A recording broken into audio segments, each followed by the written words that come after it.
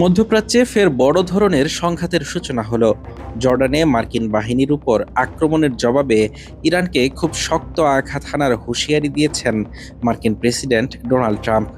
আর এই হুঁশিয়ারির পরপরই ইরানে ব্যাপক বিমান হামলা চালিয়েছে যুক্তরাষ্ট্র। বুধবার হোয়াইট হাউসে সাংবাদিকদের মুখোমুখি হয়ে মার্কিন প্রেসিডেন্ট ডোনাল্ড ট্রাম্প স্পষ্ট ভাষায় বলেন, এবার আমাদের পালা। জর্ডানে মার্কিন ঘাঁটিতে হামলার কঠোর জবাব দেওয়ার কথা পুনর্ব্যক্ত করে ট্রাম্প জানান, ভবিষ্যতে কোনো সমঝোতায় পৌঁছানো সম্ভব কিনা তা সময়ই বলে দেবে, তবে এর আগেই কঠোর সামরিক পদক্ষেপের ইঙ্গিত দেন তিনি। প্রেসিডেন্ট ট্রাম্পের এই খোরধার বক্তব্যের রেশ কাটতে না কাটতেই বড় ধরনের সামরিক পদক্ষেপ নেয় ওয়াশিংটন।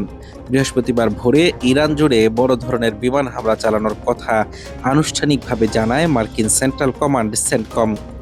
হামলার তীব্রতায় ইরানের একাধিক বড় শহরে বিকট শব্দে বিস্ফোরণ ঘটার খবর পাওয়া গেছে। আন্তর্জাতিক সংবাদ মাধ্যমগুলোও এই তথ্য নিশ্চিত করেছে। বিশ্লেষকদের মতে এই হামলার ফলে মধ্যপ্রাচ্য সংকট আরও ঘনীভূত হলো এবং বিশ্ব রাজনীতিতে বড় ধরনের উত্তেজনার সৃষ্টি হয়েছে। ইরানে মার্কিন এই হামলার পর আঞ্চলিক ও আন্তর্জাতিক অঙ্গনে কী ধরনের প্রভাব পড়ে এখন সেটাই দেখার বিষয়। হাফিজুর রহমান তুষার, ঢাকা টুডে।